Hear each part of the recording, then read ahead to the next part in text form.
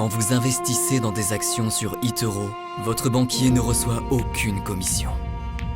Mais ne vous inquiétez pas. Après un week-end de ski à Chamonix, un smoothie à la noix de coco et un massage à 4 mains, il finira par s'en remettre. Investissez dans des actions sans payer de commission avec eToro.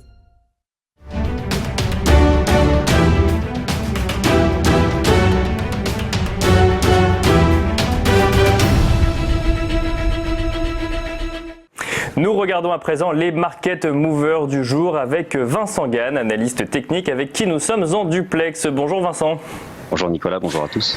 Alors 3 market movers ce matin, il s'agit de Société Générale, de Moderna et ensuite de l'argent. Et on commence tout de suite avec Société Générale.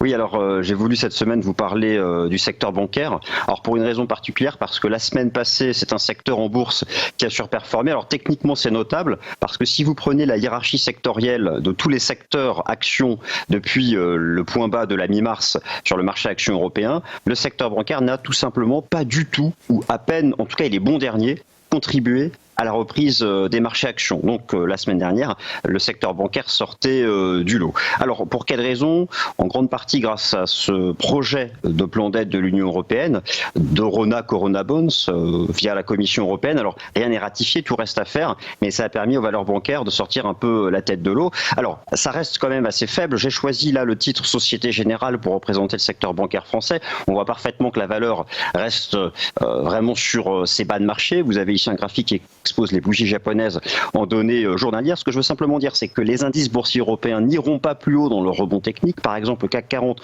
ne dépassera pas la résistance à 4550 points sans que ce secteur puisse bien contribuer au rebond. Donc, la messe technique n'est pas dite, rien n'est fait. Sur Société Générale, on a potentiellement des structures graphiques de creux, des divergences, mais que ce soit sur BNP, Société Générale et les autres valeurs bancaires du CAC 40, aucune résistance technique n'est franchie, pouvant donner le point de départ d'un renversement haussier. Donc, sur Société Générale, le seuil technique à surveiller, c'est le niveau des 13,50 €. S'il est dépassé, oui, là, on aura un signal haussier sur Société Générale et grosso modo les bancaires du CAC 40.